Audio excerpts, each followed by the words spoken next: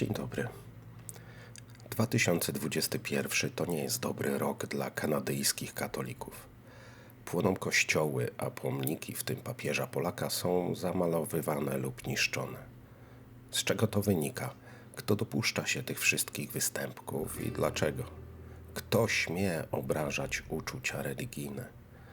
Otóż sprawa jest znana i dotyczy rdzennej społeczności, która przez 150 lat była systematycznie i systemowo niszczona i upodlana przez m.in. Kościół katolicki. Iskrą, która doprowadziła do tej eskalacji protestów, były masowe groby dzieci. Najpierw 215 ciał w jednym grobie. Potem 751 bezimiennych mogił, a w dniu, gdy nagrywam te słowa, świat obiegła informacja o szczątkach kolejnych 182 osób odnalezionych przy szkołach prowadzonych przez Kościół. Szkołach, które zamiast nauki niosły śmierć, gwałt i zniewolenie dla łącznie 150 000 dzieci w całej Kanadzie. Szkołach, które śmiało można nazwać katolickimi obozami zagłady dla pierwszych narodów. I nie łudź się, drogi słuchaczu, to nie jest jakaś zamierzchła przeszłość. Ostatnią szkołę zamknięto w 1996 roku, a wielu katów nadal ubiera się w sutannę lub habit, czując się bezkarnie. Ale już niedługo kanadyjskie społeczeństwo i wymiar sprawiedliwości powoli, ale zdecydowanie wyciąga już ręce po nich. Choć wielu z nich już odeszło w blasku i chwale, nigdy nie ponosząc żadnej kary za swoje bestialstwo. Pamiętajmy o tym i reagujmy, aby podobne rzeczy nie wydarzyły się już nigdzie i nigdy. Zacznijmy jednak od początku. Kanata to w języku Irokezów wieś lub może osada, miejsce zamieszkania, moja wioska. Słowo to zostało przyjęte przez pierwszych osadników przybyłych z Europy i zaczęto tak właśnie nazywać ziemię rdzennych mieszkańców. Kanada to dla wielu Europejczyków synonim dobrobytu, równości i sprawiedliwości społecznej. Dla nas Polaków to szczególne miejsce, cel emigracji, skąd często wysyłano paczki rozdzielane potem przez kościoły w czasach komuny. Kolonizacja Kanady przebiegała sprawnie. Niektóre plemiona zostały oszukane, inne wybito, a pozostałych przy życiu pozamykano w rezerwatach. Podczas gdy w lutym 1833 roku w Lwowie odbyła się premiera ślubów pamieńskich Aleksandra Fredry, w kanadyjskim parlamencie John Macdonald wyjaśnił konieczność asymilacji rdzennych mieszkańców poprzez przymusowe umieszczanie dzieci w szkołach z internatem, aby rodzice nie mogli wychowywać ich we własnej wierze i kulturze. Kiedy szkoła jest w rezerwacie, dziecko nadal przebywa z rodzicami, którzy są dzikusami. Jest otoczone przez dzikusów. Jeśli nawet nauczy się czytać i pisać, jego zwyczajne umiejętności i sposób myślenia nadal pozostaną indyjskie.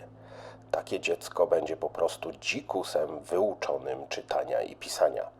Dzieci Indian powinny być całkowicie pozbawione wpływu rodziców. Jedynym na to sposobem jest umieszczenie ich w szkołach zawodowych, przygotowawczych, w których nabędą zwyczajów i sposobów postępowania wedle ludzi białych. Jak widzisz, podejście ojców założycieli Kanady do pierwszych mieszkańców tych ziem było jasne. Zniszczyć i zasymilować. 150 000 dzieci, 7 pokoleń. Zmusić do zapomnienia swoich korzeni. Zetrzeć historię przekazywaną w opowieściach, wybić z głowy styl życia, jaki był przez tysiące lat kultywowany. Tu nie było miejsca na marchewkę, potrzebny był kij. Młode struktury kanadyjskiego państwa nie były w stanie podźwignąć takiego zadania. Postanowiono skorzystać z pomocy. Prowadzenie i organizację szkół z internatami powierzono instytucjom kościelnym i ostatecznie 96% szkół trafiło w ręce tego czy innego kościoła. Państwo płaciło im za utrzymanie poszczególnych placówek i za każde dziecko, które było tam umieszczane. Kosztowało to znacznie mniej niż samodzielne ich prowadzenie. Kościoły różnych wyznań konkurowały ze sobą o zdobywanie kontraktów, gdyż doskonale zdawały sobie sprawę, że to stały dochód i możliwość rozszerzenia swoich wpływów poprzez niczym nieskrępowaną indoktrynację. Aby maksymalnie utrudnić dzieciom kontakty z rodzicami, szkoły były umieszczane na odludziach, czasem na wyspach, co także ułatwiało kontrolę nad podopiecznymi. Podstawą programową było bicie, gwałt oraz lekcje religii. Dzieci nie mogły posługiwać się swoją rodzinną mową, groziła za to chłosta lub głodówka. Po przybyciu do szkoły dzieciakom obcinano włosy, ważne dla nich jako symbol jedności ducha z ciałem. Zabierano ubrania i odbierano imię, nadając w zamian numer. Czy, drogi słuchaczu, nie przypomina ci to czegoś? Jak dla mnie to taki sam system, jak ten stosowany przez Niemców w obozach zagłady. Zresztą w obu przypadkach cel był taki sam. Niszczyć całe narody. Szkoły podlegały kontroli, jednak zdarzały się bardzo rzadko. Nawet takie przeważnie nierzetelne kontrole już w 1909 roku pokazały przerażającą stronę działalności księży i zakonnic. Śmiertelność wynosiła w nich od 30 do 60%. Podczas gdy Europa była pogrążona w zawierusze I wojny, pierwotni mieszkańcy Kanady byli pozbawiani resztki praw. Choćby dekretem z 1914 roku, który zabraniał im tańców obrzędowych, tzw. poltacz, pod groźbą pół roku więzienia. Tańce te były związane ze ślubami, pogrzebami czy innymi rytuałami ważnymi dla kultury rdzennych mieszkańców tych ziem. Zakaz ten zdjęto dopiero w 1951 roku. Jednak zbyt mocno kultura i zwyczaje pierwszych narodów różniły się od katolickiego wzorca. Gdy w 1920 roku Polska dzielnie walczyła z Rosją, w Kanadzie nawet 2-letnie dzieci były odbierane często siłą rodzicom i przekazywane do residential school. Policja była zobowiązana do aresztowania dzieci, które nie znajdowały się w szkołach, nawet jeśli były pod opieką rodziców, i musiała odprowadzać je do szkoły. W tym miejscu należy wyjaśnić jedną rzecz. W większości tych miejsc tak naprawdę nie uczono niczego. Notorycznie niedofinansowane, brak nauczycieli, to wszystko sprawiało, że absolwenci bardzo często nie potrafili nawet pisać. Personel prowadził lekcje religii, po których następowała wielogodzinna praca w polu lub w chlewach, czy przy innych pracach gospodarczych, nazywana praktykami zawodowymi. Szkoły te stawały się praktycznie samowystarczalnymi obozami pracy dla dzieci, a biorąc pod uwagę śmiertelność, można śmiało powiedzieć, że były to także miejsca kaźni. W wielu szkołach znajdowały się specjalne pomieszczenia. To tam przykuwano dzieci łańcuchami do drewnianych prycz albo nakładano kajdany na ręce i nogi. Bito je tam często do nieprzytomności, specjalnymi pejczami z gwoździkami albo zwyczajnie pasem. Kary wymierzano różne: głodówka czy brak picia, bicie, klęczenie nago przed innymi uczniami. Gdy dziecko moczyło się w nocy, musiało cały dzień chodzić owinięte w zasikane, cuchnące prześcieradło.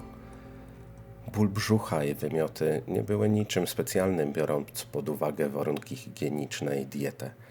Jednak, jak opisują wychowankowie, nierzadko zakonnice zmuszały dzieci do zjadania własnych wymiocin lub do zlizywania ich z podłogi. W 1939 roku liczne plemiona inuickie, nazywane wtedy jeszcze obraźliwie Eskimosami, zostały zrównane do Indian i zaczęły podlegać tym samym zasadom, także tym związanym z przymusem szkolnictwa. Gdy Neil Armstrong lądował na Księżycu w 1969, kanadyjskie władze postanowiły przejąć od Kościoła kontrolę nad szkołami. Działo się to bardzo powoli, a ostatnia szkoła z internatem dla Indian została zamknięta w 1996 roku. Powołana komisja do spraw pojednania wskazuje jednoznacznie, że dzieci były nie tylko bite, torturowane czy poniżane, ale także gwałcone. Nie można powiedzieć, że były to pojedynczo odosobnione wypadki. Z danych wynika, że był to doskonale zorganizowany system, a ofiarami najczęściej padały pierwszaki i przedszkolaki. Szkoły te pozbawione kontroli i prowadzone przez zakonnice były doskonałym miejscem dla zwyrodnialców, sadystów i pedofilów w sutannach czy habitach. Dzieci były do seksu albo zmuszane siłą, albo kupowano go za trochę większą ilość jedzenia, czy chwilę wytchnienia od codziennej katorgi. Łatwo było manipulować wystraszonymi maluchami, które nie mogły się nikomu poskarżyć, a jeśli to zrobiły, karą mogła być nawet śmierć. Z czasem dzieci krzywdzone przez księży same zaczynały stosować przemoc. Same zaczynały gwałcić słabszych, co bardzo często prowadziło do samobójstw czy prób samobójczych. Jeden z ocalałych opowiada, że był regularnie bity i gwałcony, nie tylko przez przełożonych, ale jako jedyny w szkole biały, także przez kolegów. Podjął kilkadziesiąt prób samobójczych, począwszy od połykania różnych przedmiotów, cięcia się, próbował zamarznąć i wyskoczyć przez okno.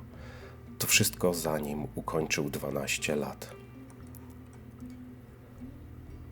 Często urzędnicy czy policja wiedziała o tym, co się dzieje w szkołach, jednak pozostawiano to bez reakcji, gdyż co znaczy skarga dzikiego dziecka wobec księdza, który jest tak blisko Boga? Kolejna zbrodnia, o której trzeba wspomnieć, to masowa, przymusowa sterylizacja dziewczynek w pierwszej połowie XX wieku. Uznano je za psychicznie niezdolne do rozmnażania i pozbawiano operacyjnie tej możliwości. Ten skrócony rys historyczny, mam nadzieję, uświadomił Ci, drogi słuchaczu, że zbrodnie popełniane w imię krzyża w Kanadzie to nie są odległe czasy, jak często próbuje bagatelizować Kościół. Tysiące skrzywdzonych dzieci żyje nadal, a ich ból jeszcze nie przeminął i nie przeminie, bo pamięć pierwszych narodów jest długa, a musi być taka, gdyż po zamknięciu szkół władze Kanady zdecydowały o zniszczeniu dużej części dokumentacji. Podobno stało się to za sprawą pomyłki. Spalono łącznie około 15 ton papieru zawierającego historię bólu, cierpienia i krzywdy tysięcy dzieciaków. Działająca do 2015 roku Komisja Prawdy i Pojednania przyjęła aż 37 951 przypadków uszkodzeń ciała na skutek fizycznego i seksualnego wykorzystywania dzieci w szkołach.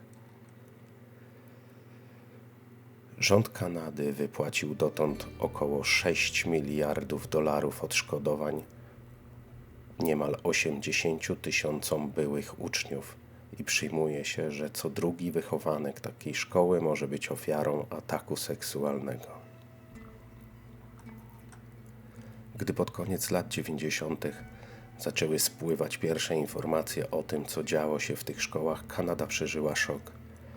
Tysiące ludzi zaczęło opowiadać o gwałtach, biciu, głodzie i morderstwach, jakie były codziennością wśród księży i zakonnic. Opowieści te są przerażające. Przeczytałem i wysłuchałem dziesiątek z nich i przyznam szczerze, że pięści same się zaciskały ze złości i bezsilności. Początkowo państwo Kanada i Kościół próbowali wspólnie marginalizować te przypadki. Procesy były wyciszane, a księża oskarżeni o pedofilię, cóż, skąd my to znamy, przenoszeni do innych parafii albo na misję gdzieś do Afryki. Jednak ilość tych spraw i ich waga zaczęła interesować media, które stały się mimowolnie stroną w tej wojnie.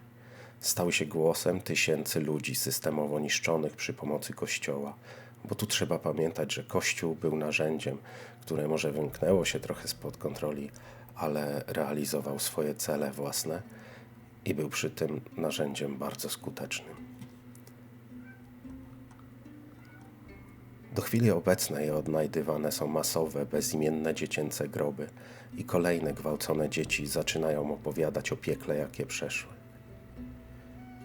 Ed Metatołaben, absolwent szkoły świętej Anny w północnym Ontario, pamięta pierwszy dzień szkoły. Wszystkim nowo przybyłym golono główki, nie szczędząc przy tym ukłuć nożyczkami, kalecząc zapłakane dzieciaki, czasem uszkodzając im uszy.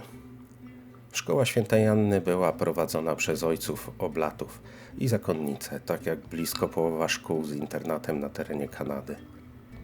W pewną kwietniową noc 1949 roku 3 chłopców próbuje przekroczyć rzekę i uciec do rodziny.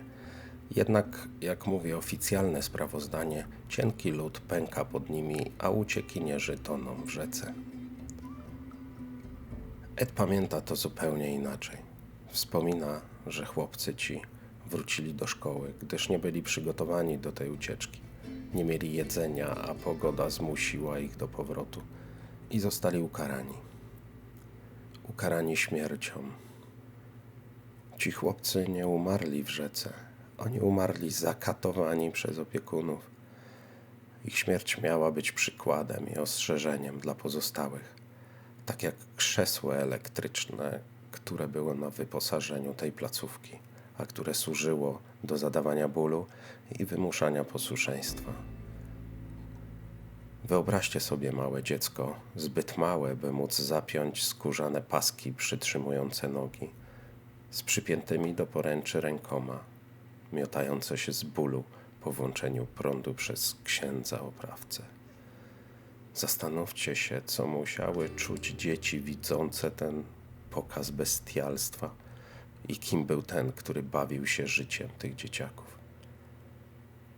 Mgliste i często niespójne zeznania księdza prowadzącego szkołę, stwierdzające na przykład, że ta trójka była widziana w sąsiedniej wiosce, dlatego zaprzestano poszukiwań. Jednocześnie opowiadające o złej pogodzie, która sprawiła, że nie można było ich rozpocząć, oraz brak jakichkolwiek informacji, że ktokolwiek widział ich żywych, pozwalają przypuszczać, że jest to zwyczajne kłamstwo. Do chwili obecnej Ed nie ustaje w poszukiwaniach dział swoich kolegów, którzy próbowali uciec ze szkoły. Wraz z lokalną policją przeszukują obszar dawnej szkoły i najbliższą okolicę. Opowieści ocaleńców są przerażające i można by je snuć przez wiele godzin.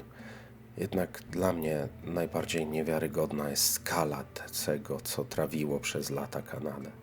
Pamiętajmy, że w Kanadzie żyje mniej ludzi niż w Polsce i wyobraźmy sobie masę dzieci, które ucierpiały w wyniku tego bestialstwa. Dlatego nie dziwi mnie reakcja przedstawicieli pierwszych narodów, samych ocalałych, ale też ich dzieci i wnuków. Nie dziwi mnie bunt przeciwko obecności w życiu publicznym Kościoła i brak wiary w szczerość ich przeprosin. Tym bardziej, że poza słowami Kościół nie robi nadal nic. Mam szczerą nadzieję, że opinia publiczna, media wymuszą ujawnienie nazwisk i ukaranie wszystkich zbrodniarzy, którzy brali udział w tej rzezi, że każdy ksiądz i każda zakonnica, ale też i pracownik cywilny, mający na rękach krew tych dzieciaków, poniesie za to surową karę. Oczywiście to, co wam teraz opowiedziałem, można potraktować jako wstęp, jako tło, które może ułatwi wam troszkę wyobrażenie sobie całej tej historii. Opowieści ocaleńców są dostępne w internecie. Możecie znaleźć wiele wywiadów i reportaży czy książek. W opisie filmu zamieszczę kilka linków. Zachęcam do poszukiwań i do zagłębienia się w ten temat oraz do dyskusji w komentarzach. Jeżeli będziecie zainteresowani w kolejnych materiałach, spróbuję przybliżyć wam kilka historii. Jeśli spodobał ci się ten filmik, proszę zasubskrybuj ten kanał, by nie przeoczyć kolejnych. Jeżeli uważasz, że mijam się z prawdą lub że przesadzam, chętnie posłucham twoich zastrzeżeń i porozmawiam o nich. W kolejnym odcinku porozmawiamy o tym, jak Watykan ratował zbrodniarzy III Rzeszy. Zatem do usłyszenia.